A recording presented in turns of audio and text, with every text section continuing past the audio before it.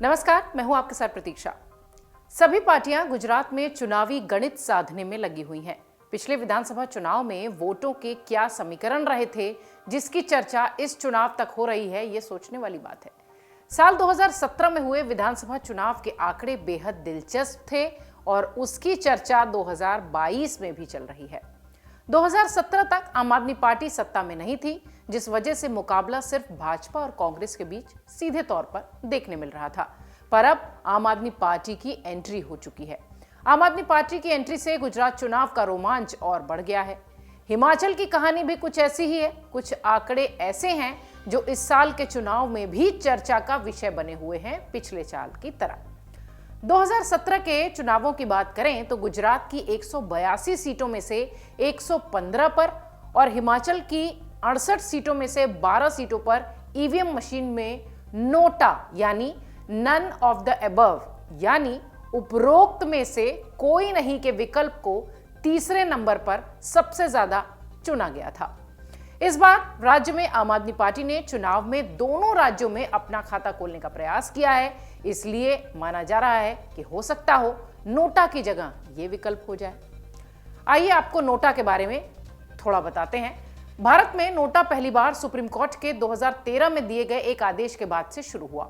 NOTA के तहत EVM machine में नोटा यानी नन ऑफ द अबव के लिए गुलाबी बटन होता है।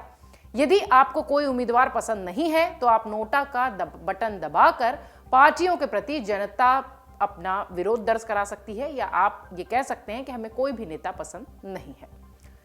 वापस मुद्दे पर लौटते हैं। 2017 की हम बात कर रहे थे। 2017 की बात करें तो उस चुनाव में नोटा ने राज्य की, गुजरात की बात करें तो 182 सीटों में से 30 सीटों पर जीत हार का गणित पूरी तरह से बिगाड़ दिया था। जी हां, पिछली बार के चुनाव में 30 विधानसभा सीटें ऐसी थीं जिनमें जीत हार का अंतर नोटा को मिले वोटों से कम था।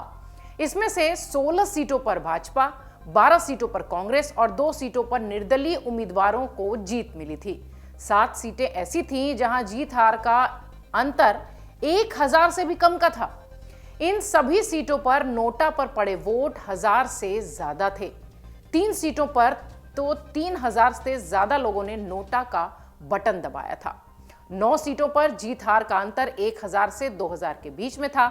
इनमें से 8 सीटों पर जीत हार का अंतर नोटा पर पड़े वोट से भी कम था। वहीं 2017 में 11 सीटें ऐसी थी जहां जीत हार का अंतर 2 से 3000 के बीच रहा। इन सभी सीटों पर नोटा पर पड़े वोट जीत हार के अंतर से भी ज्यादा थे। वहीं 6 सीटों की बात करें तो 6 सीटों पर जीत हार का अंतर 3 से 4000 के बीच था। इनमें से 3 सीटों पर जीत हार का अंतर उन सीटों पर नोटा पर पड़ा था जो कि बेहद ज्यादा परेशान करने वाला था उम्मीदवारों को। मोरवा हड़प सीट पर निर्दलीय भूपेंद्र सिंह खात ने 4366 वोट जीते थे। उन्होंने भाजपा के विक्रम सिंह डिंडोर को हराया था। मोरवा सीट पर नोटा पर 4962 वोट पड़े थे। यानी अगर नोटा पर पड़े वोट भाजपा को उम्मीदवार को मिलते तो नतीजा बिल्कुल बदल जाता। यही वो सीटें थी जहां पर इस तरीके से नोटा ने प्रभावित किया था। आपको बताएं कि नोटा का इस्तेमाल ज्यादातर युवाओं के बीच में प्रचलित हो रहा है। इस बार भी अगर गुजरात में युवा नोटा के विकल्प को चुनते हैं तो निश्चित ही भाजपा को यानी सत्ताधारी दल को खतरा हो सकता है। हालांकि राजनीतिक पंडित ये भी मान रहे हैं कि यह भी हो सकता है कि युवा नोटा को ना चुनकर एंटी इनकम्पेसी यानी सत्ता विरोधी लहर के तहत गुजरात की जमीन पर नए विकल्प के तौर पर आम आदमी पार्टी के साथ चले जाएं। इस बार आम आदमी पार्टी चुनाव में दोनों राज्यों में पैठ बनाने की कोशिश कर रही है। इन सब को देखते हुए ऐसा लगता है, या यूं कहें कि सवाल ये उठता है कि क्या राज्य में लोग आम आदमी पार्टी को एक विकल्प के तौर पर देख रहे हैं।